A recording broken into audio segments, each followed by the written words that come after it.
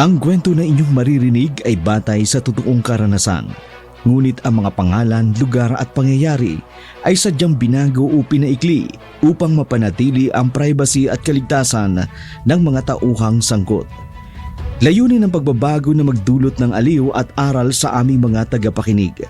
Wala po kaming hangaring magkaroon ng pagkakatulad sa totoong buhay, ang mga pangalan, lugar at pangyayari. At ang anumang pagkakatulad ay hindi sinasadya.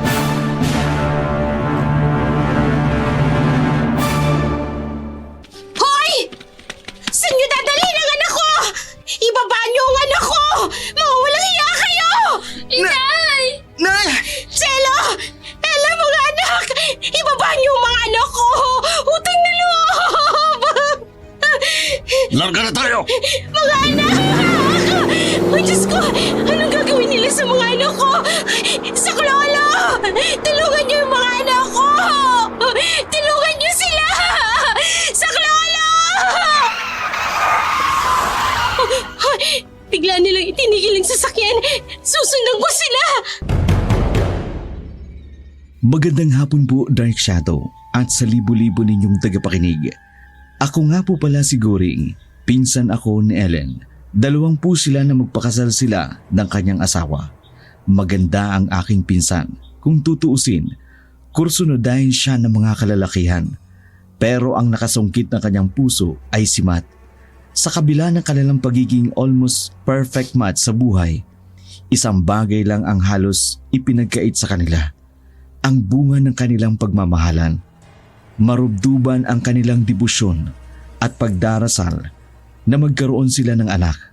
Umaasa sila na ang bata ay biyaya ng Diyos na pwede nilang hingin sa Diyos, at naniniwala din sila na kahit anong gustuin nila, kung hindi kalooban ng Diyos, hindi rin naman sila makakabuo. Isang gabi, kapo masaya ang mag-asawa na umuwi sa kanilang bahay. Tandang-tanda ko pa ang mga pangyayaring yun. 2 dekada na ang nakararaan. Mahal, kumain muna tayo. Ginutom ako sa panunood natin. Sukat ba namang aswang pala yung bida? Okay naman. Happy ending nga eh. Tara, dito tayo. May goto dito, tsaka may manok. Ayos yan. Mainit pa para pagdating natin, tulog ka agad. Sus, tulog ka agad? Ikaw pa? Kain ka ng kain para may lakas ka mamaya. Baka humirit pa ako. Oh, yung balot ha, may puso at atay tsaka dugo. Ang sarap niyan. Pampalakas ng tuhod. Sabi mo edi gabi-gabi natin. Dalian na natin nang makarami tayo. Ikaw, tinataka mo ko Ano ka ba? Mag-asawa na tayo. Tsaka, kapwa natin gustong makabuo ng baby. Malay mo ngayong gabi, ipagkaloob na sa atin. Mga ilang buwan lang, mabubuo na siya sa sinapupunan ko. May kalayuan ang bahay nila, pero minabuti ng dalawa na maglakad-lakad habang nagkukwentuhan at nagbibiruan. May napansin si Ellen na sumusunod sa kanila. Matt, may sumusunod yata sa atin. Meron nga. Pero pauwitin yan Tumigil muna tayo para malaman natin kung tayo talaga ang sinusundan. Sige, mabuti pa bumili ako sa tindahan. Tara, tuloy-tuloy lang naman Ikaw talaga, mapanghinala ka. Dapat.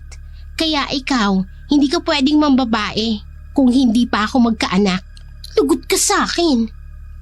Tara na nga, baka saan pa mapunta ang usapan. Maudlot pa ang gagawin natin mamaya. Ano yun? Parang may lumipad pataas. Dalian na natin kung ano-anong napapansin mo Malapit naman tayo. May umuungol, Matt.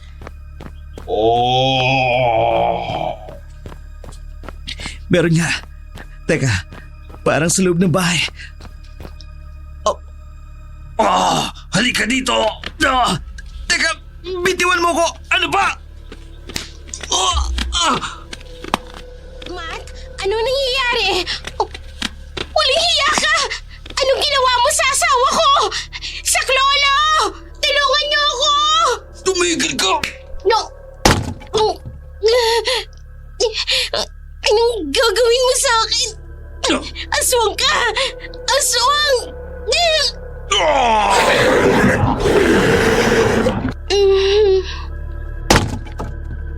Isang nakatatakot na itsura ang tumambad sa harapan ni Ellen sa kanilang bahay. Wala na ring malay tao si Matt ng mga sandaling yun. Naramdaman niya ang paghawak sa katawan niya ng lalaki. Naramdaman niya rin ang pagyapos nito sa kanyang katawan na tila ba sabik na ang kinin siya. Sa kabila noon, tuluyan ang nagdilim ang paningin ni Ellen at hindi niya namamalayan ang mga sumunod na nangyari. Pagmulat niya ng kanyang mga mata, naramdaman niya ang pananakit ng kanyang katawan. Lalo siyang pinanghinaan ng loob nang makitang may dugo sa kanyang harapan. Patunay na nagtagumpay ang kahiyupan ng lalaking gumahasa sa kanya. Hinanap niya rin ang kanyang asawa, subalit hindi niya ito makita. Halos mabaliw si Ellen ng mga oras na yun. Subalit wala naman siyang magawa kundi tanggapin ang kapalaran. Lumipas ang ilang buwan, nagbunga ang ginawa ng gumahasa sa kanya. Nagbuntis siya hanggang sa magsilang ng sanggol. Iire mo!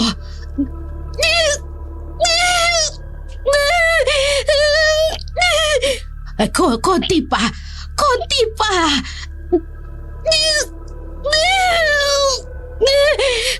Konti na lang. Sige pa! Iire mo pa!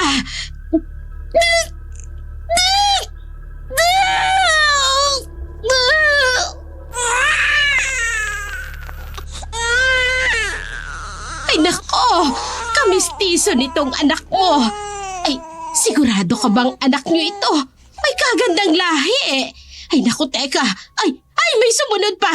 Iire mo uli! Abay, lumalabas na ang ulo!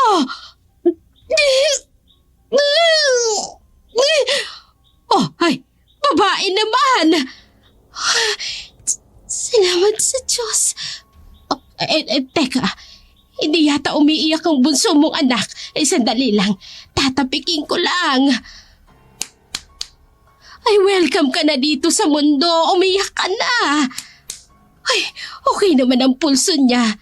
Humihinga naman. Kaya lang, hindi umiiyak. Ay, nako! Ay, salamat naman sa Diyos at umiyak na. Ay, Mrs. Kambal ang anak mo. Isang babae at isang lalaki. Abay, ang cute nila. Napakaswerte mo sa dalawang ito. Kung hindi ako ang nagpaanak sa'yo, ay nako, hindi ako maniniwalang anak mo talagang dalawang ito. Abay, ang gagwapo at ang gaganda at ang puputi. Kambal. Mga anak ko. Hindi ko alam kung anong magiging buhay niyo sa mundong ito. Darating ang araw, hahanapin niyo ang inyong ama. Hindi ko alam kung paano ko ipapakilala sa inyo ang inyong ama. Paano ko kayo bubuhayin? Wala na ang inyong ama. Pangako mga anak ko, kahit anong mangyari, aalagaan ko kayo. Bubuhayin ko kayo. Mahal ng pinsan ko ang kambal niya. Nawili na rin siya sa pagpapalaki sa dalawa. Nakalimutan niya na ang mga nangyari sa kanya sa nakaraan. Itinago niya na lamang ang katotohanan tungkol sa ama ng kambal dahil kahit siya man ay hindi makasagot kung sino ang ama ng kambal. Kinalimutan niya na ang isang bangungot sa kanyang buhay. Nangyari isang gabi sa kanyang buhay. Mabilis na lumipas ang panahon. Umabot na sa edad na 14 ang kambal. Dito niyan unti-unting makikilala ang kanyang kambal na anak.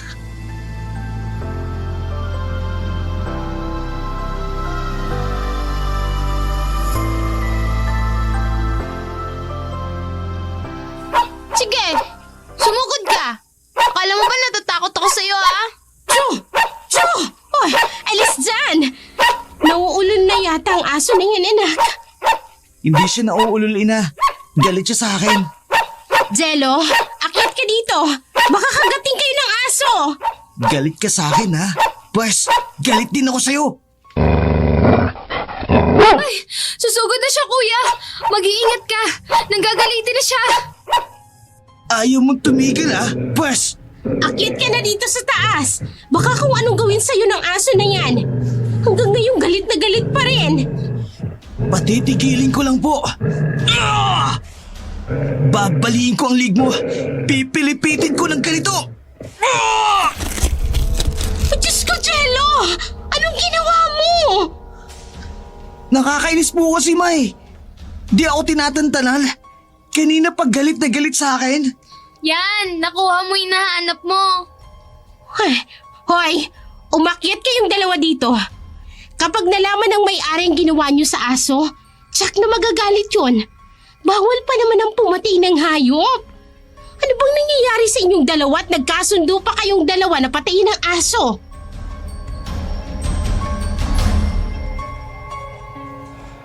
Halika na. Maghugas na tayo ng paa. Tsaka may dugo din sa binti mo. Dugo ng aso. Ang lansa. Uy! Mag-ayos ka nga, Wela.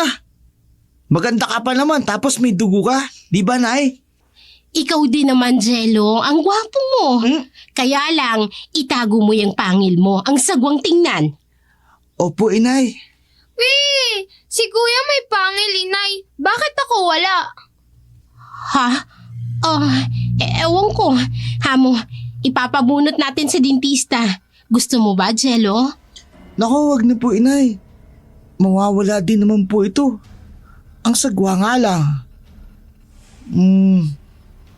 Mawala ka na, pangil. Sana mawala ka na. Magbibihis na nga ako. Papasok na ako sa school. Wela, mag-ayos ka na ha?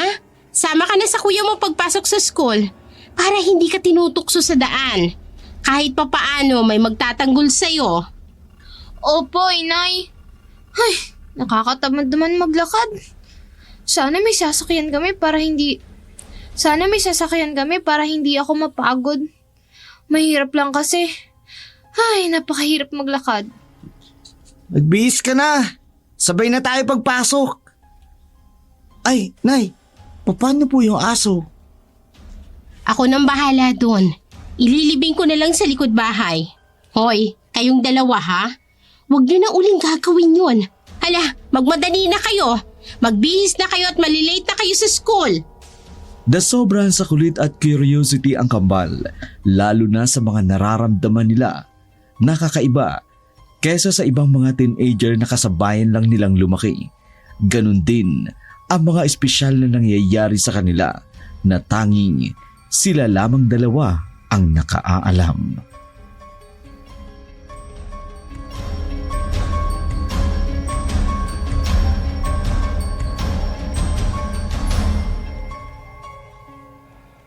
Ayan, natabunan ko na ng lupa ang asong pinatay ni Jello. Kahit anong saway ko sa kanila, ginagawa nila ang gusto nila. Parang gusto ko nang maniwala sa sabi-sabi. Naaswang nga ang ama nila. Hindi ko kasi masyadong matandaan ang mukha ng hayop na iyon. Basta ang alam ko lang, mabalahibo siya sa katawan. At ang baho niya. Mula noon, wala na akong ibang alam. Basta pagising ko, nakahubo na ako sa silid. Pati ang asawa ko, naglaho na rin ng parang pula. Wala rin naman akong nabalita ang pinaglamayan. Kaya hanggang ngayon, umaasa pa rin ako na balang araw makikita kita. Baka ikaw, mas may alam ka sa nangyari sa akin. Nasaan ka na, Mahat? Nasaan ka na? Muling naalala ni Ellen ang mapait na sandaling sinabi niya. Dalawang mapait na pangyayari. Ang ginahasa siya ng hindi nakikilalang lalaki. Gayun din naman, nawala ang kanyang asawa. Pagkatapos ng malagim na pangyayaring yun, isang araw, nagulangtang ang buhay ni Ellen nang makita ang isang lalaking pamilyar ang mukha sa kanya. Nag-apoy ito sa galit dahil naaalala niya ang nangyari sa kanya. Sino ka? Anong ginagawa mo dito? Alam kong hindi mo ko gustong makita. Ikaw ang sumira ng pamilya ko. Ikaw rin ang pumatay sa asawa ko. At ikaw ang gumahasa sa akin. Anong gusto mo? Ikatuwa kong kademonyohan mo? Hindi ko makakalimutan ang araw na yon nang sinira mo ang buhay ko. Ang buhay naming mag-asawa. Anong ginawa mo sa asawa ko? Wala akong ginawa sa kanya. Hindi ako naniniwala. Demonyo ka! Wala kang gagawing mabuti. Bakit mo ginawa sa akin yun? Bakit mo kami sinira? Patawarin mo ko. Ayaw ko lang maubos ang lahi namin. Ikaw lang ang nabalitaan kong may marubdob na pagnanais na magkaroon ng anak. Kaya sa iyo ko ipinunla ang aking binhi. Demonyo ka! Ang lakas pa ng loob mo magpakita sa akin! Dahil kailangan ang tulong ko ng kambal. Hindi nila malalaman na demonyo ang ama nila. Matagal ka nang nakabaon sa kanila sa hukay. Kaya kalimutan mo na ang lahat. Kailanman, hindi ako papayag na magkaroon ka ng buwang sa buhay namin! Pero hindi mo ba itatago ang katotohanan? Ako ang ama nila. Hindi magtatagal. Lalabas ang tunay nilang pagkakakilanlan. Hindi mo ba itatago yun? Darating ang araw, manginginain sila ng mga hilaw na karne ng hayop. Darating din ang araw, hindi lang hayop ang kakainin nila, kundi karne ng tao. Pero na mga oras na yan, hindi nila alam ang mangyayari sa kanila. Kaya kahit ikaw, pwede ka nilang kainin. Tinatakot mo lang ako para magkaroon ka ng pagkakataong pumasok sa buhay namin. Kailanman, hindi ko papayagan yon. Pakiusap, kahit man lang para sa kanila. Ako ang masigit na nakakaalam kung paano sila suswituhin para hindi lumabas ang pagiging aswang nila. Ikaw lang ang aswang! Ikaw lang ang demonyo! Pero ang mga anak ko, normal sila! Elena, darating ang araw na si Jello ay maaaring pumatay ng tao nang hindi niya namamalayan. Kailangan siyang bantayan. Ano bang pinagsasasabi mo? Pakiusap. Kung ipakikilala mo ko kay Jello bilang kanyang ama, mas madali kong mababantayan ang anak natin.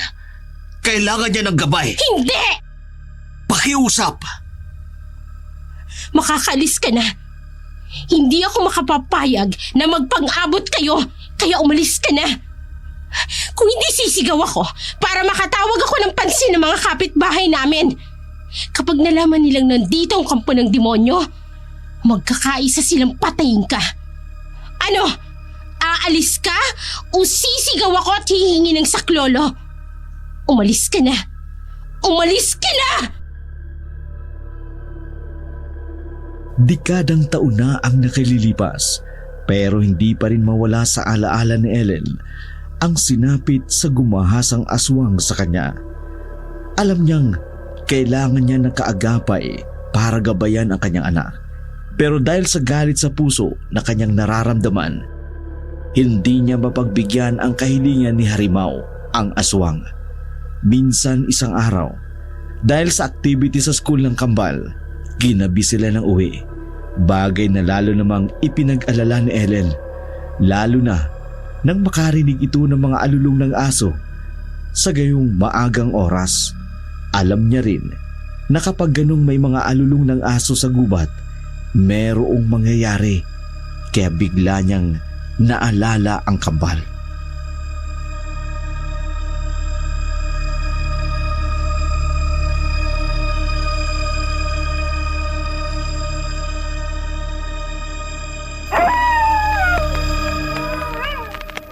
Diyos ko, anong oras na? Nasaan na kaya ang kambal ko? Kukunin ko ang flashlight. Sasalubungin ko na sila sa daan. Baka kung ano nang nangyari sa kanila sa daan. Kinakabahan na ako sa maaaring mangyari sa kanila.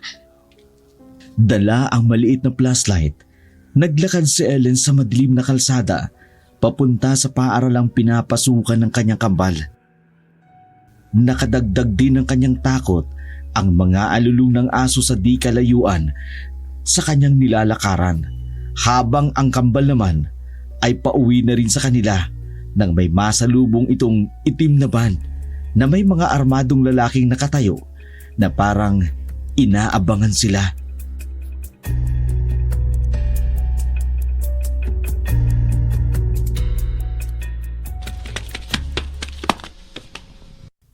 Bakit tayo tumigil, kuya? May nakaabang sa daraanan natin. Yung mga lalaki nakatayo sa itim na van. Nararamdaman ko, may masama silang balak sa atin. Anong gagawin natin? Kailangan nating umiba ng daan. Mukhang hindi mapagkakatiwala ang mukha ng mga yan eh. Sige, kuya. Nakakatakot naman ang mukha nila. Basta, kahit anong mangyari, huwag kang hiwalay sa akin. Sige, kuya. Saan kayo pupunta? Kuya, nakita tayo. Dito na kayo dumaan. Kuya, anong gagawin natin? Tayo talagang pakay nila. Sumama kayo sa amin. Hindi kami susunod sa inyo. Ano ba kailangan nyo sa amin? Sasakay ka o pasasabugin namin ang bungo mo. Anong gagawin natin, Kuya Jello? Wala tayong laban sa kanila. Ikaw kaya mong tumakas. Iwan mo na lang ako. Gamitin mo ang bilis mo. Eh di parang pinatay na rin kita kung iwan kita dito. Hindi ko kaya yun. Mas mabuti pang magkasama tayo para alam ko kung anong pakay nila sa atin. Mamaya niyan eh, saan nga padalhin? Pasok sa loob! Anong kailangan niyo sa amin? Ang iyong lamang loob, yun ang kailangan namin. Mga aswang kayo! Hindi kami mga aswang. Nagbebenta lang ang boss namin ng lamang loob ng tao sa ibang bansa. Kayo ang experiment namin. Sakay! Masama kayo! Subukan mo malabal. Pasasabugin ko ang ulo ng kapatid mo. Hoy! Saan nyo dadalhin ang anak ko? Ibaba nyo ang anak ko! Mawawalang hiya kayo! Inay! Nay! Jello! Ella, mga anak! Ibaba nyo ang mga anak ko! Utang na loob! Larga na tayo! Mga anak! Ay, Diyos ko! Anong gagawin nila sa mga anak ko? Sa Lolo! Tulungan niyo yung mga anak ko! Tulungan niyo sila! Sa Lolo! Bigla nilang itinigil ang sasakyan. Susundan ko sila! Nagmamadaling sinundan ni Ellen ang kanyang mga anak kahit hindi niya alam kung paano kakalabanin ang dumugo sa mga ito. Pero lakas ng loob pa rin ang nagtulak sa kanya para sundan ang kambal. Mabawi lang ang pinakamamahal niyang mga anak. Saan nyo dadalhin ang bata? Hindi! Aswang! Kapon ng demonyo! Barilin mo na! Barilin mo!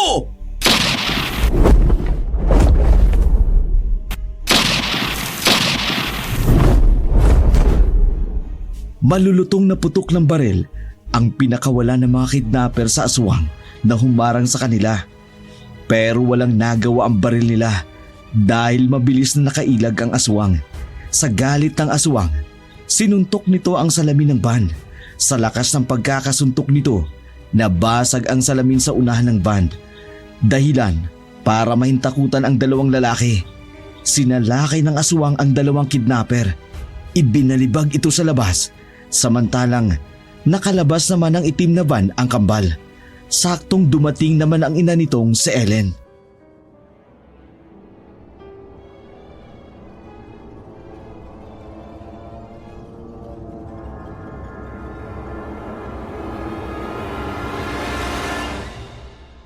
Hindi ko alam kung paano magpapasalamat. Iniligtas mo ang mga bata. Tatanawin kong malaking utang na loob ang ginawa mong ito. Mga anak, ayos lang ba kayo? Opo. Akala ko po magtatagumpay na sila. Mabuti na lang po at tinulungan kami ng lalaking mukhang kambing. Alam ko pong mabuti kayong nilalang kasi kung masama kayo, sana kami kinain nyo rin. Umalis na kayo bago pa man dumating ang mga pulis. Lisanin niyo na ang lugar na ito. Tara na, Jello. Ella, mga anak, umalis na tayo dito. Opo, tara na po nanay. Salamat po sa inyo. Nagmamadali silang nilisan ang lugar na yun, habang ang aswang naman ay kinain ang buong lamang loob ng taong nagdanais sanang dumukot sa kambal. Nasa bahay na mag-ina, pero yun pa rin ang kanilang usapan, ang lalaking nagligtas sa kanila. Na bagamat nakatatakot ang itsura nito, kabutihan pa rin sa puso ang kanilang nakita, kaya hindi na natakot ang kambal. Mabuti na lang nakaligtas kayo mga anak. Dahil kung hindi ko na alam ang mangyayari. Baka mabaliw na ako sa sobrang pag-aalala. Mabuti na lang po. Ipinagtanggol kami ng lalaking yun. Oo, inay. Tsaka po, ang lakas niya no. Huwag pa rin kayong pakatiwala sa nilalang na yon. Hindi natin alam kung pakana niya lang yon para mahulog ang loob niyo sa kanila. Pero ang totoo, kayo rin palang puntirya nun. Hindi naman po siguro, Nay. Hindi naman po siguro, Ma. Kasi kung plano niya yun, bakit kinain niya lang yung lamang loob ng mga muntik na mandukot sa amin? At tila galit na galit siya sa dalawang lalaking yun. Hindi natin alam kung ano man ang motibo niya. Ang mahalaga ligtas na kayo. Abot-abot ang kaba ko kanina nang isinakay kayo sa loob ng van. Kung hindi kayo naligtas, ano na kayang mangyayari sa inyo? Ano na kayang nangyari sa inyo? Baka kung napahamak na kayo. Ramdam ni Ellen na si Harimaw ang nagligtas sa mga bata, kaya naghihintay lang siya ng pagkakataon para makausap ang aswang na gumasa sa kanya. Alam niyang magpapakita ito sa kanya. Hinintay lamang ni Ellen na makatulog ang mga bata, tsaka lumabas at nagpahangin nang biglang dumating si Harimaw.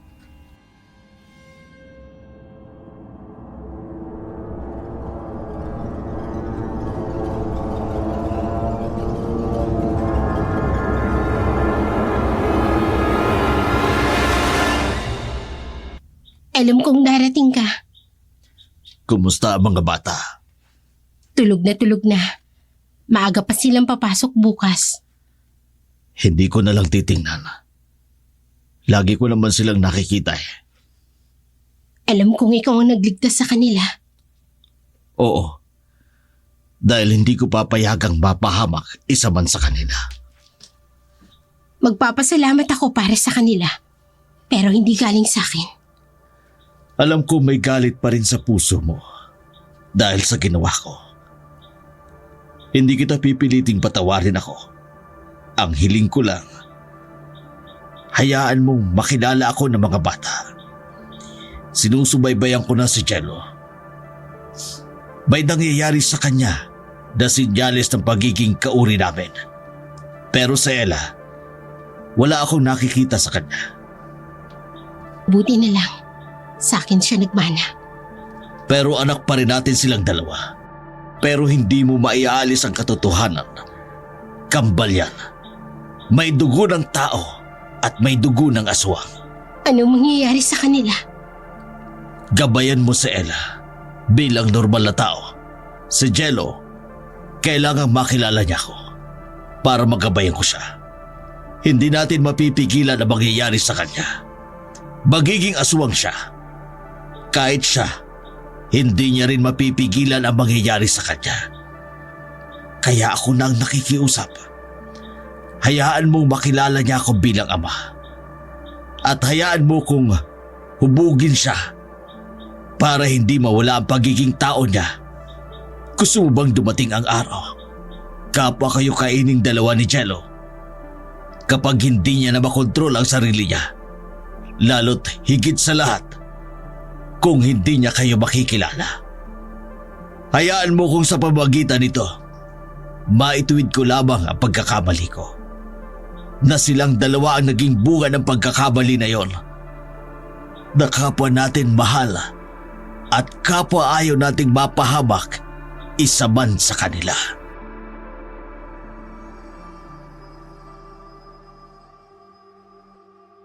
Dahil sa kasalatan ng buhay, pumayag rin si Ellen sa kagustuhan ni Harimaw ang ama ng kambal. Pinunan nito ang pagkukulang bilang ama. Ito rin ang sumusuporta sa kanilang gastusin sa pang-araw-araw at sa eskwelahan. Hindi na rin nagkasambahay si Ellen. Ang hangad na lang ng aswang, gampanan nito ang pagiging ina sa dalawa. Bilisan mo na, Wela! Oo na, nagbibihis na kuya, sandali lang. Nagmamadali ka kasi. Ang bagal mo kasi. Baka mali tayo kagaya nung una. Hintayin mo na, Jello. At hetong baon ninyo. Tig-isa kayo ng baunan, ha? Kay Ella yung may karne, kay Jello yung isda ang ulam. Wow! Ano pong meron? Anong merong pinagsasasabi mo? Bago po ang baon namin. Tsaka ang kahara. Bagong bili niyo po? Oo. At saka yung uniforme nyo, bago rin. Kaya palitan mo ng uniforme mo at isuot mo yung bagong uniforme at saka yung sapatos. Nakajapat kayo sa trabaho, ma? Binigyan ba kayo ng bonus ng amo niyo sa pagkakatulong sa kanila?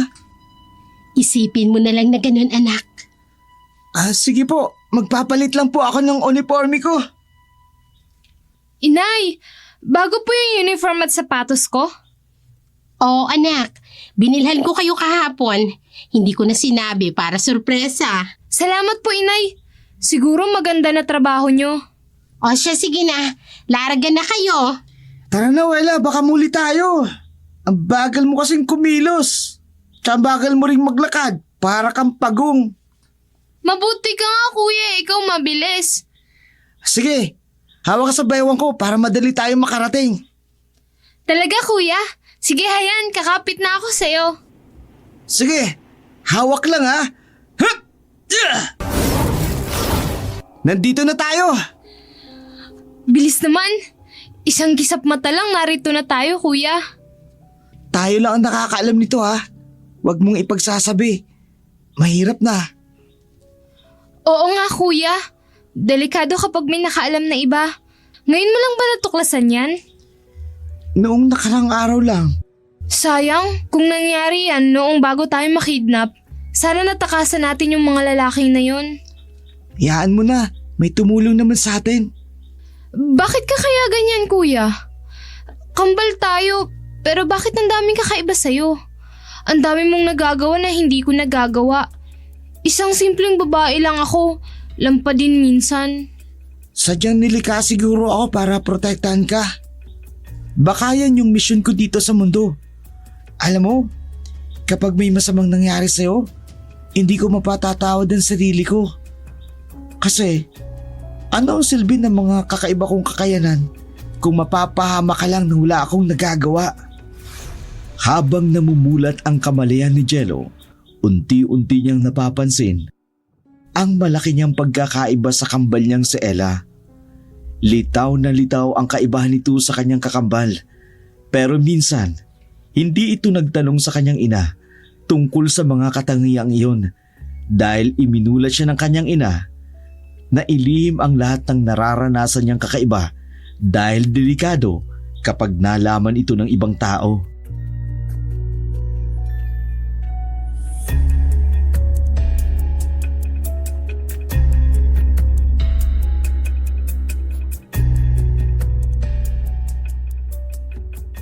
Kuya, saan ka pupunta? Gabi na, aalis ka pa? Babalik din ako kaagad. Pero saan ka nga pupunta? Alam mo namang delikado sa labas. Susunduin ko lang si nanay. Kuya, Sige na, babalik lang ako. Nag-aalala ako kay inay. Isara mo ang bintana at ang pinto. Huwag kang magpapapasok ng kahit na sino, ha. Basta babalik ako. sige kuya, mag-iingat ka. Sige na, isara mo ng pintuan at bintana. Basta kahit anong mangyari, huwag kang magpapapasok ng kahit na sino. Aalis na ako. Ang bilis ni kuya. Saan naman kaya siya pupunta? Bakit tila nagmamadali siya? Parang nagkikrave siya sa kung anong bagay na hindi niya na masabi sa akin. Gabayan nawa si kuya ng Diyos. Diyos ko, huwag niyo po sana nga hayaang mapahamak ang kambal ko. Huwag naman po sana.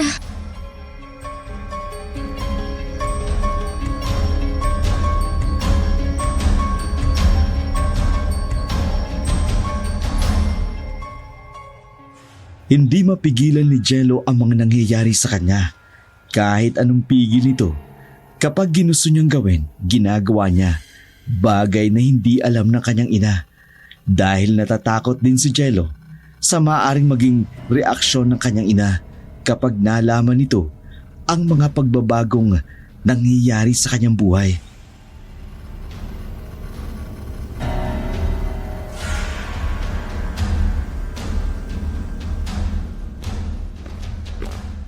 Kanina pa ako naglalakad. Hindi ko alam kung saan ako pupunta. Parang gusto ko lang maglakad at lumayo sa amin. Nagiinit ang buong katawan ko. Ano itong nangyayari sa akin? Sinong makakapagpaliwanag ng nangyayari ito sa akin?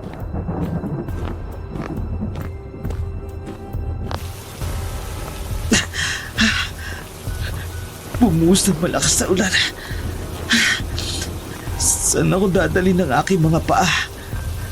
Parang kinokontrol ang utak ko na maglakad ng maglakad. Ang layo na ng nilalakad ko.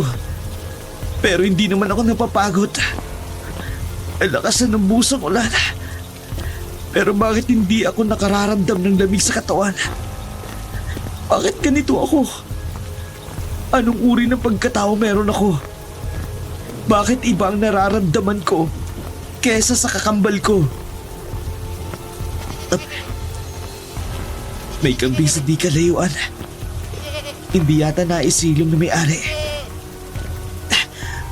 Ano ba itong nararamdaman ko? Bakit parang gusto kong kumain ng hilaw na karne at uminom ng dugo ng hayop? Lalapitan ko. Patawad. Pero kailangan ko itong gawin. Mas mabuti na ito na dito ko gawin. Hindi nakikita nila nanay at Ella.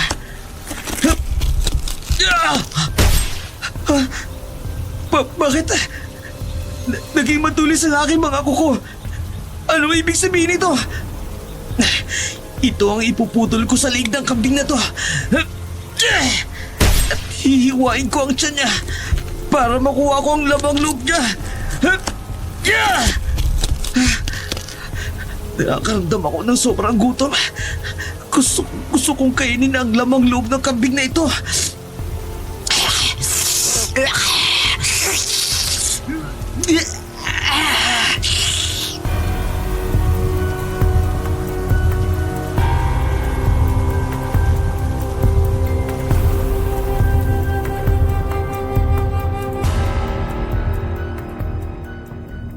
Sa ilalim ng malamig at maulang gabi, sa ilalim ng puno kung saan nakatali ang alagang kambing, kinain ni Jello ang lamang loob nito.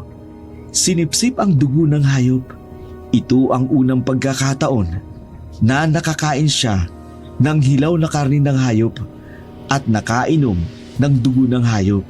Hinayaan niyang malunod siya ng kanyang pagkaaswang. Natigilan na lamang siya nang may lalaking sumisigaw at galit na galit galing sa bahay sa di kalayuan kung saan niya natagpuan ang kambing na kinain niya. Demonyo ka! Bakit mo kinakain ang lamang loob ng alaga kong kambing? Saklawa! Tulungan niyo! May aswang dito! May aswang! Mabilis na umalis si Jello. Bumalik sa kanilang bahay. Bagamat maulan pa ng mga oras na yun, hindi rin maikubli ang dugo ng hayop na nagkalat sa kanyang damit. Halos pinanghinaan siya ng loob nang umuwi ng bahay. At ganun na rin ang gulat at pag-aalala ni Ella at Ellen pagkakita kay Jello.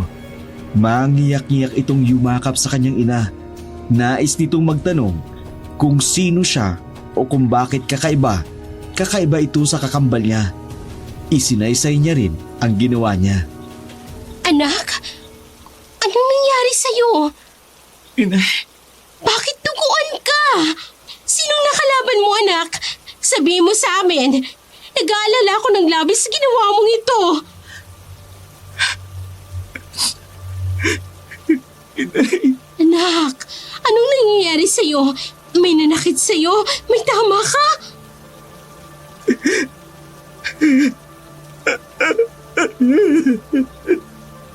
Anong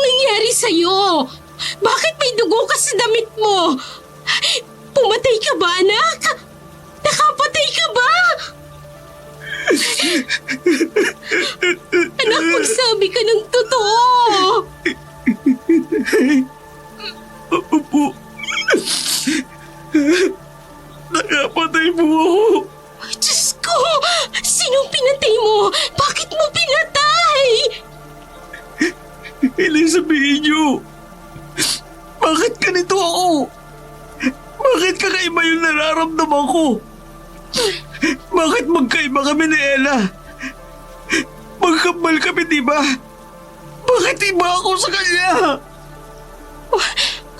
Anak, wala. Pwede ba pumasok ka na muna sa loob ng kwarto mo? Ito yung kauna-unahang pagkakataon.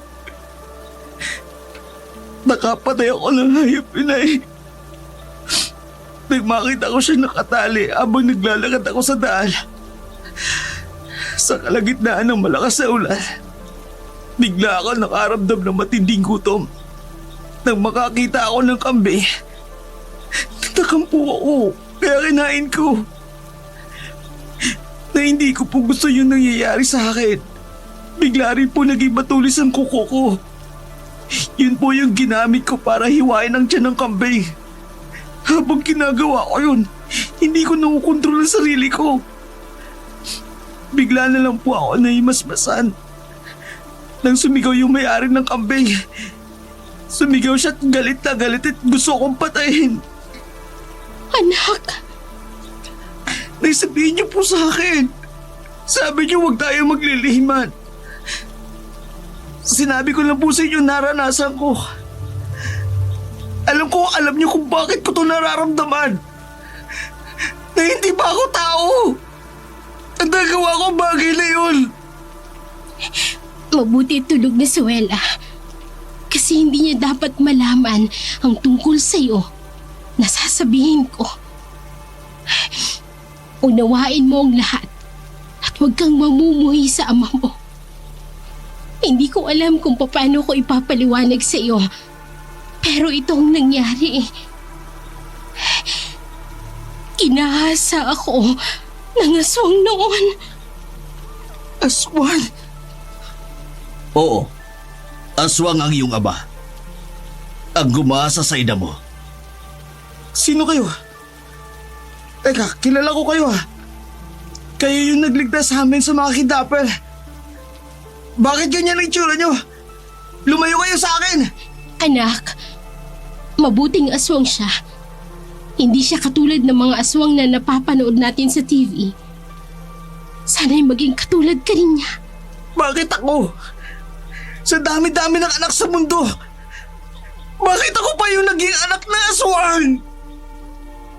Anak, tao ka rin. Ako ang ama mo ang aswang. Pero ang ina mo tao rin. Yun nga lang, hindi ka buong tao. Hindi ka rin buong aswang. Kaya may paraan pa para makontrol mo ang mangyayari sa'yo. Siya ang sumusuporta sa atin, anak. Hindi siya naging pabaya sa inyo sa lahat ng kailangan niyo sa eskwelahan. Siya ang namili ng mga bago niyong damit at sapatos. Nais niyang bumawi sa mga pagkukulang niya sa inyo. Hindi ako madamot, kaya hindi ko kayo ipagkakait sa kanya. Bakit ako lang? Bakit si Ella di ba kambal naman kami? Pasalamat na lamang tayo. Hindi siya naging katulad sa'yo. Ikaw ang nakatagdang magprotekta sa kanya kung wala ako. Gamitin mo ang kakayanan mo para sa kapatid mo. Opo. Pero may paraan po ba para pigilan ito? Ayoko po ng ganito. Patawad. Hindi ko rin alam kung paano makakawala sa sumpa ng pagiging aswang. Kung alam ko lang, ako ang unang-unang gagawa ng paraan para makawala rin ako sa sumpang ito. Pero hindi naman ito magtatagal. Once in a full moon lang naman. Kaya bago pa man magkabilugan ng buwan, sa susunod na buwan, kailangang ikulog mo ang sarili mo sa lugar na hindi ka makakawala. Yun din ang ginagawa ko sa tuwing aatakihin ako ng pagiging aswang ko. Huwag kang mag-alala, anak. Ngayon magkasama na tayo. Naiiwas sa panganib na dala ng pagiging aswang. Doon ka rin magtago sa pinagtataguan ko para hindi tayo makapaminsala. Unti-unting natanggap ni Jello ang tunay sa kanyang pagkatao sa tulong ng kanyang amang aswang na gumagabay sa kanya sa tuwing aatakihin ito ng pagiging aswang. Pero naroon pa rin ang kanyang pagnanais na maging normal katulad ng kanyang kakambal. Walang pinagtataguan, walang kinatatakutan, at walang sinasaktan. Minsan isang araw, masusubok ang katatagan ni Jello sa pagiging tao dahil sa mangyayari sa kanyang kakambal. Kanina pa ako dito naghihintay. Nasaan na kaya si Kuya Jello? Wala na halos lahat ng estudyante sa school. Nakauwi na sila. Pero si Kuya Jello, wala pa rin. Nasaan na kaya si Kuya Jello? Nasaan ka na ba, Kuya? Teka, sino kayo? Anong kailangan niyo sa akin? Huwag kang gagalaw. Sumakay ka lang sa van. Ano ba to? Bitiwan niyo nga ako! Ano ba? Huwag ka nang malaban kundi masasaktan ka! Ano bang kailangan niyo sa akin, ha? Bitiwan niyo ako! Bilisan mo! Pasok! Dali!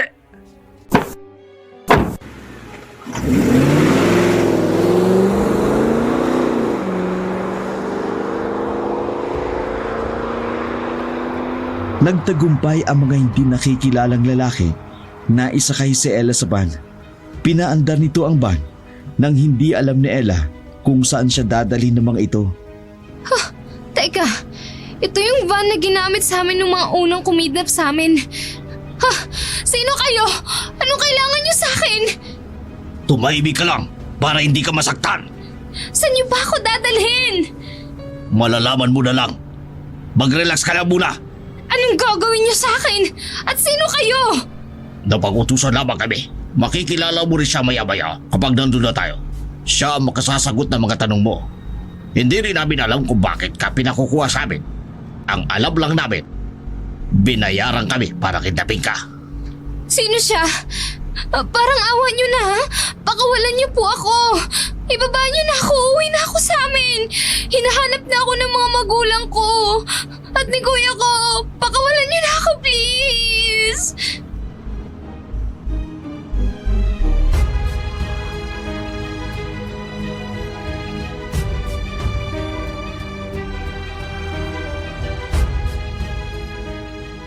Walang nagawa ang pakiusap ni Ella sa mga kumidap sa kanya. Abot-abot ang kabang nararamdaman niya sa maaaring gawin sa kanya ng mga dumukot na ito. Samantalang nanlumo naman si Jello matapos malaman na nakidnap nga ng hindi nakikilalang lalaki ang kanyang kakambal. Galit na galit ito. Nais nitong patayin ang dumukot sa kanyang kapatid. Jello, bakit wala si Ella? Dapat magkasama kayo. May nangyari po kay Ella. Nakidnap po siya ng hindi nakikilalang lalaki. Ano? Paano nangyari yun? Akala ko ba magkasama kayo?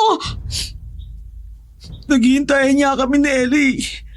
Bigla na lang may lalaking dumating daw. Sabi doon nakakita. Tapos sinablot siya. Isinakay sa van. Mabuti na lang na-picturean nung nakakita. Naalala ko po yung van. Yun yung ginamit sa amin ng mga naunang kumidap sa amin dati. Baka kung anong mangyari sa kapatid mo. Nag-report na po ako sa mga pulis. Sila na raw ang bahalang maghanap sa kapatid ko. Pero hindi ako mapanatag. Maghahanap din ako sa kanya. Pero ang bili ng ama mo, huwag mong hayaang pagharian ng galit ang puso mo. Dahil mabilis umuusbong ang galit sa puso ng mga aswang. At kapag umusbong ito, kukontrolin ka nito. At hindi mo makukontrol ang sarili mo, makakapatay ka ng tao. Pakiramdam ko, parang wala ako silbing kapatid. Dahil pinabayaan ko siya. Nahuli lang naman ako sandali eh. Tapos ito na yung nangyari sa kanya. Huwag lang nilang gagalawin ang kapatid ko. Dahil oras ang galawin nila ang kapatid ko. Pagsisisihan nila ang gagawa nila sa kanya. Ma, ako dapat ang nagprotekta sa kanya. Ano bang silbi ng mga kakayanan ko kung hindi ko na ipagtanggol ang kapatid ko? Walang kasing sakit sa isang kakambal na mapahamak ang isa sa kanila na walang nagagawa ang isa. Sa kabila ng kakayanan ni Jello, nasalisihan siya ng mga kidnapper. Hindi niya rin alam kung saan hahanapin ang dumukot sa kanyang kakambal. Jello, anak, Bakit kayo narito? alam ko ang balak mo. Pero binabalaan kita. Umiwas ka sa patalim na tanso. Kapag nasugatan ka nito, mapapatay ka. Sa baril na may punlong tanso, tsak ang kamatayan mo sa kamay nila. Mag-iingat po ako. Panahon na para kumain ka ng atay ng tao at ng puso ng tao. Bakit? Hindi ko gagawin yun. Ililigtas ko lang ang kapatid ko. Mas lalo kang magiging malakas at makapangyarihan kung susundin mo ko. Hindi ako susunod sa inyo. Kung mapapataba ang kanila ng baril, ito ang magpapahina sa'yo. Lalong hindi mo maipagtatanggol ang kakambal mo. Bakit hindi mo ko tulungan?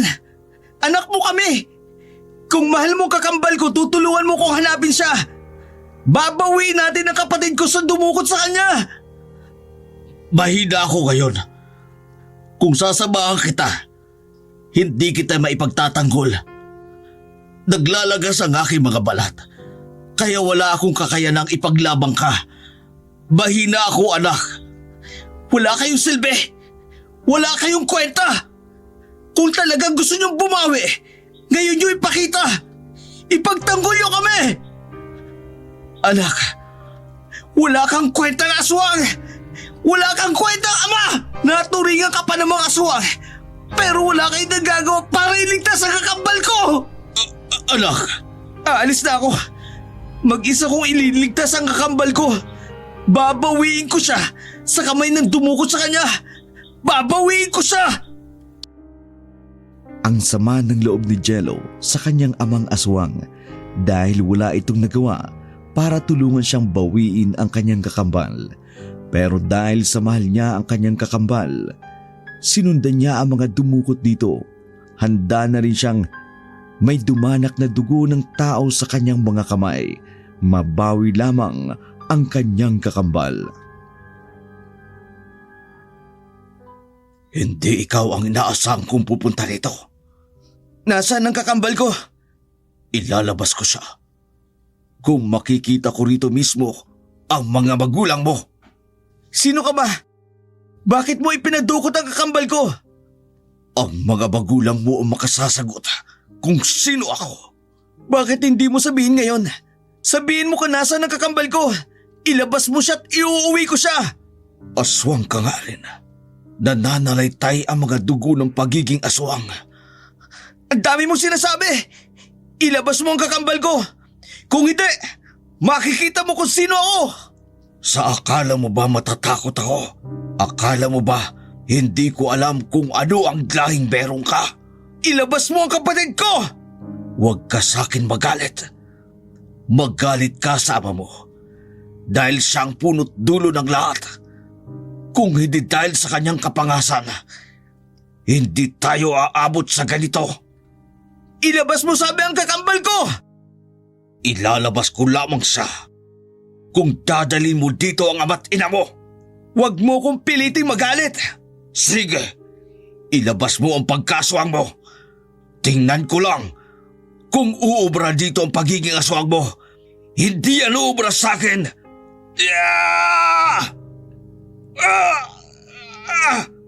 Ano? Hindi mo ko matake? Sino kayo? Bakit hindi ako makakilos? Bakit hindi ko magawa ang... Bumalik ka sa mga magulang mo. Dalhin mo sila rito kung gusto mong makita pang buhay ang kakambal mo. Sino ka? Malalaman mo kapag nakarating na sila rito. Bakit ba? Ano bang kasalanan ng mga magulang ko sa'yo? Malaki ang kasalanan niya sa akin. Siya lang ang makasasagot kung bakit ako naging ganito. Ang ama mong demonyo ang may kagagawa nito sa akin. Kaya siya ang sisingilin ko ng mahal sa ginawa niya sa pamilya ko. Walang nagawa si Jello para kalabanin ang nagdukot sa kanyang kakambal. Nararamdaman niya rin na pain lang ang kakambal niya para lumantad ang mga magulang nito. Laking pagtataka niya kung bakit ganoon katindi ng galit ng lalaki na yun sa mga pangyayari. Hindi niya na rin nakuha ang sagot kung bakit humantong sa ganun ang lahat. Sino ang lalaking nagpadukot sa kakambal? Naramdaman niya ring may malakas itong kapangyarihan. Wala na ring nangyari sa pakikipagbuno niya rito, kaya pinili na lamang nito na umuwi dahilan para dalhin ang kanyang mga magulang sa lugar na yon. Nararamdaman ko, matindi ang galit sa iyo ng lalaking yon. Kaya niya ipinadukot si Wela. Hindi niya raw ibibigay si Wela hanggat hindi kayo kasama. Ano? Bakit naman daw? Hindi ko alam. Basta nangako naman siya na ligtas si Wela. Wala siyang gagawin doon. Ang nais niya lang daw, makita kayo. Lalo ka na. Hindi ko rin alam. Pero isa lang ang nasisiguro ko. Nagkasala kayo ng malaki sa lalaking yun. Kaya ganun karubdob ang pagnanais siyang makita kayo. Sabihin niyo nga sa akin, anong kasalanan niyo sa lalaking yun? Bakit tila suko hanggang langit ang galit niya sa inyo? Hindi ko rin alam ang sinasabi mo. Lalo't hindi ko naman siya nakikita. At hindi ko siya kilala. Mabuti pa sumama kayo sa akin nang mabawi ko ang kakambal ko. Kasi kung di ko kayo maisasama sa kanya, hindi niya raw bubuhayin si Wela. Ayoko mamatay ang kakambal ko. Kaya kayong dalawa sasama kayo sa akin. Ako lang ang kailangan niya. Ano bang kasalanan niyo sa kanya? Samahan mo ko kung saan naroroon ang kakambal mo. Ako, tayong dalawa lang ang pupunta doon. Maiiwan dito ang mama mo. Hindi po, ako ang kausap niya. Kaya ako masusunod. Sasama kayong dalawa sa pagpunta doon. Anak, ano man ang mangyari, pakiusap ko sa'yo. Alagaan mo ang mama mo, ang kakambal mo. Ikaw ang promotekta sa kanila gamit ang kapangyarihang berong ka. Pakiusap. Nasunod rin ang kagustuhan ni Jello na isama ang kanyang mga magulang. Ayon na rin sa hiling ng dumukot kay Wela. Kinakabahan man ang aswang ni si Harimau. Dahil malakas ang kutob niyang, may kinalaman ang kanyang kasalanang ginawa sa nakaraan. Yun ang ugat ng pagkakakidnap sa kambal niyang anak.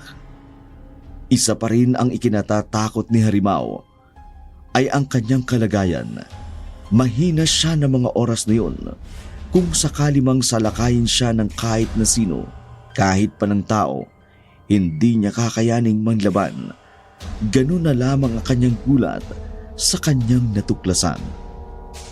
Mabuti at nagpakita kang demonyo ka. Ikaw. Ako nga. Ano bang kailangan mo? Ayusin mo ang sinira mo. Ang tanging kasalanan ko lang ay Ginahasa mo ang asawa ko. Ginawa mo kong aswang. At ang kambal na yan, ang bunga ng kademonyaan mo sa asawa ko. At sinigurado mo talagang hindi ko na mababalikan ang asawa ko. Dahil nilahian mo ako ng pagkaswang mo. Matagal akong nagtago. Naghintay ng pagkakataon. Ang mga anak mong kampo ng kadiliman lang pala ang magiging paraan para magtagpo ang mga landas natin. Kung maaari lang nakamatayan ko ang kabayaran ng lahat, handa akong mamatay. Huwag mo lang papatayin ang anak namin ni Ellen. Anak mo lang! Dahil kailanman, hindi ginusto ni Ellen ang nangyari sa kanya! Patawarin mo ko. Ginawa ko lang ang lahat ng yon. Dahil alam kong gagawa ka ng paraan para mamatay ang sanggol sa sinapupunan ng asawa mo kung magkakasama kayo. Kaya ikinulong kita sa sumpa ng pagiging aswang. Mabuhay lamang ang mga bata. Demonyo ka! Tanggalin mo ang sumpa na ito ng pagiging aswang ko! Ibalik mo sa dating normal ang buhay ko. Babalikan ko ang asawa ko. Inilayo mo ko sa kanya na mahabang panahon. Nangulila ako na mahabang panahon. Hindi mo lang alam kung gaano kasakit sa puso ang nangyari sa akin. Inalis mo ang kaligayahan ko ng halos 18 taon. Kaya ngayon, alisin mo ang sumpa ng pagiging aswang! Patawarin mo ko. Pero wala na akong magagawa para alisin ang sumpa na yan. Dahil kung alam ko lang, ako man gusto ko rin makawala sa pagkaaswang. At gusto ko rin makawala ang anak kong si Jello sa pagkaaswang. Dahil gusto ko rin mabuhay siya ng normal. Kung hindi mo maaalis ang sumpa na ito ng pagiging aswang ko, harapin mo ang kabayaran ng kasalanan mo. Anong gagawin mo? Ang kabayaran ng kasalanan ay kamatayan. Alam kong mali ang aking ginawa. Ngunit, wala na akong nagawa noon. Ang pagkakamali ko hindi na maibabalik. Kahit ako man, ayoko rin mangyari yun. Pero ayoko rin mawala ang lahi namin. Bakit hindi na lang natin ayusin ang lahat? Gusto ko rin mabuhay ng normal. Pinipili kong mabuhay bilang isang normal na tao. Kung gusto mo ako ang lalayo, dadalhin ko lang ang anak kong si Jello. Maiiwan ang isa sa kambal niya. Magsasama uli kayo mag-asawa. Hindi ganun kadali ang lahat. Lasapin mo ang sakit na naranasan ko sa loob ng 18 taon na pagdurusa. Hindi ka makaliligtas sa galit ko. Hindi ako manlalaban. Kung ito man ang ikakapanatag mo, kung ikaliligaya mo, harapin mo ang galit ko! Uunahan ko na siya. Anong? Ayokong mabahiran ng dugo ang kamay mo. Kaya ako lang umatay sa sarili ko gamit ang matulis na kuko ng aking kamay. Kapag nakapatay ka ng tao, lalo pang titindi ang lakas ng sumpa ng pagiging aswang mo. Harimaw! Ama! Ellen, patawarin mo ko sa nagawa ko sa inyo mag-asawa. Kasalanan ko lahat ang ito. Pakiusap.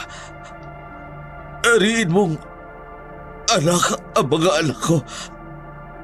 Mata, pakiusap. Ama, hindi ka mamamatay. Dadalhin kita sa ospital. Mabubuhay ka, Ama. Huwag na, anak. Nagkasala ako. Kamatayan ko ang kabayaran ng kasalanan. Mabuhay kaya lang normal.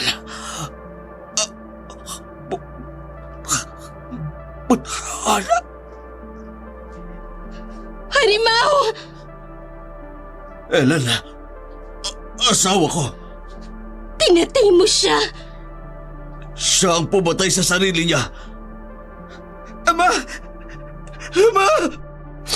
Bakit mo pinatay ang ama ko? Bakit mo siya pinatay? Anak! Anak, si Harimaw ang pumatay sa sarili niya! Ama ko! Ama! Ama! Ama!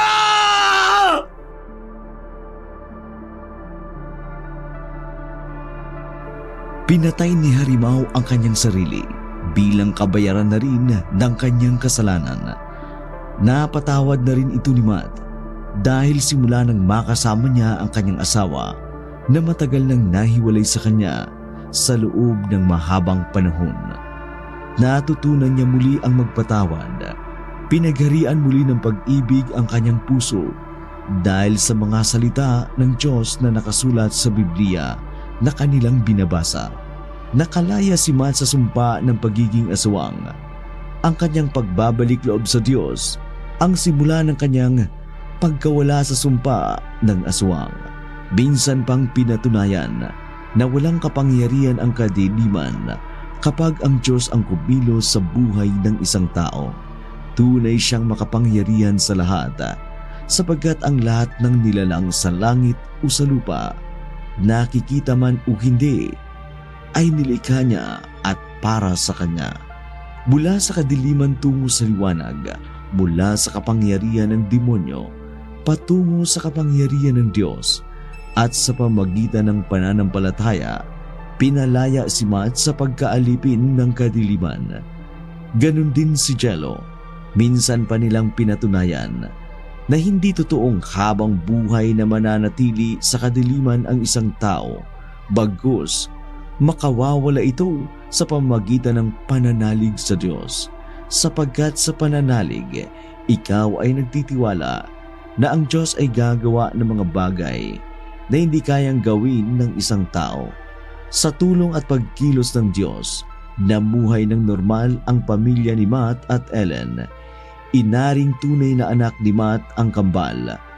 Tanging sila lang naman ang nakakaalam ng mga tunay na pangyayari sa kanilang buhay. Dahil doon, unti-unting naghilom ang sugat ng nakaraan. Napatunayan nilang hindi ang paglimot ang kahulugan ng tunay na pagpapatawad, kundi ang paglimot ay bunga lamang ng tunay na pagpapatawad. Dahil ang tunay na pagpapatawad, kaya mong harapin ang isang tao na nakagawa ng masasakit sa iyo. Ang tunay na pagpapatawad, handang damhin ang sakit na dinanas mo sa isang tao. At dahil doon, unti-unting maghihilom ang sugat na yon at makalilimutan mo ang masalimuot na nangyari sa iyong buhay. Dito po nagtatapos ang kwentong Padala ni Goring tungkol sa kanyang pinsang nakaranas ng malagim na pangyayari sa kanilang buhay. Maraming salamat po sa inyong pagtitiwala sa aming programa. Ito po si Dark Shadow, ang inyong tagapagsalaysay. Kami po ay lubos na nagpapasalamat sa inyong walang sawang pagsubaybay. Hanggang sa muli po sa aming pagtatanghal.